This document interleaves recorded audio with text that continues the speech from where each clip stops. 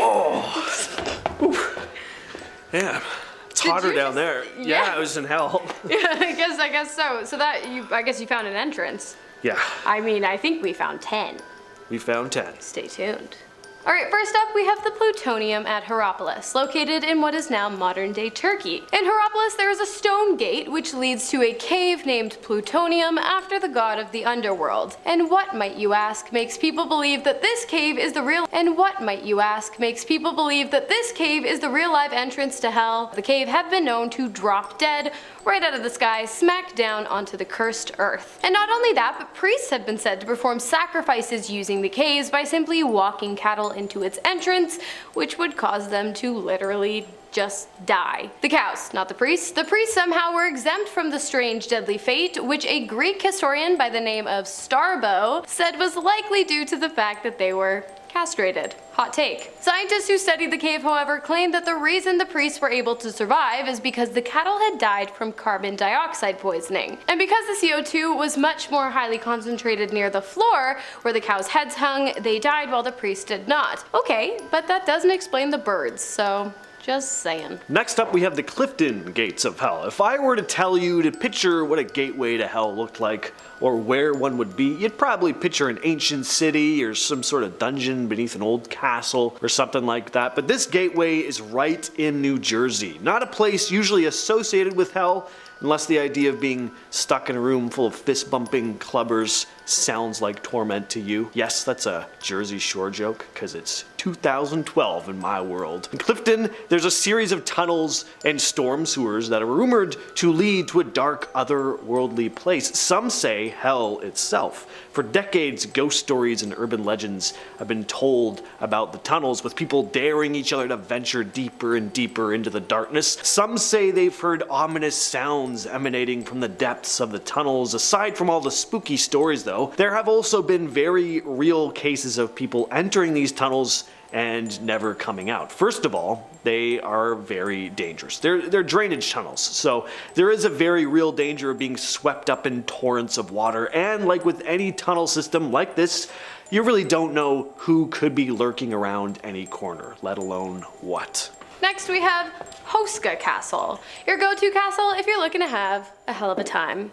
Sorry. The castle is located in Prague and it was built in the 13th century. Why? To cover a chasm, a crack in the earth that historians believe to be a gateway to hell. Inside the castle they placed a chapel directly above the crack, through which mysterious gases and atrocious smells emanated. They believed that by doing this they would seal whatever bad spirits were trying to escape from the fiery pits of the devil's domicile. The castle was not built to be lived in. It had no running water, nor was it near any bodies of water. It had no points of lookout, nor was it able to protect against attack. It was simply a means to an end, to protect the people of the town from the demons that wished to join them on the surface. Before the castle's construction, the chasm plagued the town with fear, so out of curiosity, authority figures came up with a way to explore its depths.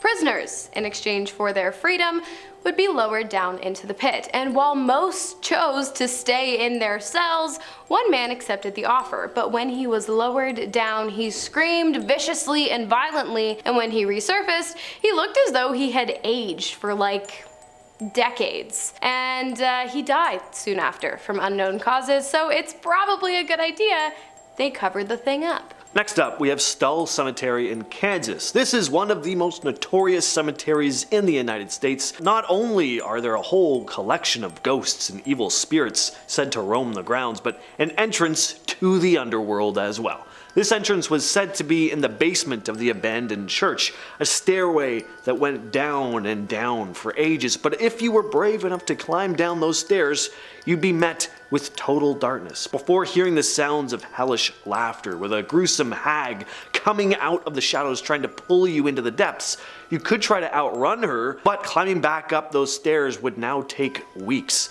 It's also said that the devil himself lurks throughout the cemetery on Hallows Eve, along with a ghostly woman in white who lures drivers to their deaths along the edge of the highway. So you've probably heard of St. Patrick's Day, but what about St. Patrick's Purgatory, located on Station Island in the Republic of Ireland? It is said that St. Patrick prayed to Christ for a way to show the inhabitants of the island the truth of his preachings. So what did Christ do? He opened a gateway to Purgatory. So I guess this one is more of like a gate halfway to hell, which makes sense because this is the halfway point of today's video. The gateway manifested as a pit inside of a cave in the corner of the island. A man who was sent down into the pit told of his experience. He described the fiery depths of hell that awaited those at the end of the tunnel should they continue their life of not believing in Christ. Okay, so maybe it was like a full gateway to hell. I don't really understand the whole purgatory thing, but I think that you go there when you want to find salvation and you can see hell, but you can't go to hell unless you're actually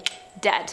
Anyways, many travelers came to the island to seek atonement for their sins. They would lock themselves inside of the cave for days to achieve their goal, and of course, many of them claim to have seen the gates of hell. Next, we have the gates of Guinea. Now, Guinea isn't hell in the traditional sense, but there are dark spirits that reside there, and it's said they can be set free from their realm if you're not careful. So in voodoo tradition, Guinea is a realm where souls pass through before reaching the afterlife. It's not a place of torment and punishment, it's just a void kind of in between the world of the living and the dead. It's said to be overseen by the powerful Loa Baronsemedi, but it's believed that the living can access this plane through the gates of Guinea, which some believe are located in various spots in New Orleans, particularly near Canal Street and the surrounding cemeteries. The tomb of the famous voodoo priestess Mary Laveau is said to mark the first gate. Now, it's said that the order in which these gates are opened is also very important. If the order is wrong,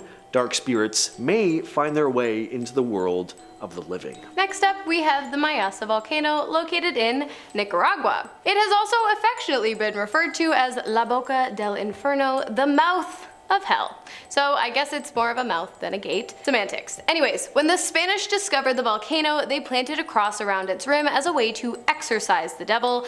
I don't mean cardio, I mean like an exorcism. And locals, although they did not believe the volcano to be a gateway to hell, often sacrificed young women by throwing them into the lava as a way of trying to end droughts. They believed that their actions would appease the mountain god, who they believed would then provide them with rain for their efforts. This only reaffirmed the belief of Spanish settlers that the volcano was connected to hell, as they saw the locals' dedication to appeasing the mountain god through human sacrifice, to them having fallen for the devil's trap. Either way, human sacrifice, big no in my books. Next, we journey over to Greece to discuss the tranquil Acheron River. Now, looking at it, you'd think this river led to paradise, but according to Greek mythology, it's an entrance to the underworld. Hades, the god of the underworld, ruled over the realm where the souls of the dead went after they passed away. The Acheron River served as the boundary between the world of the living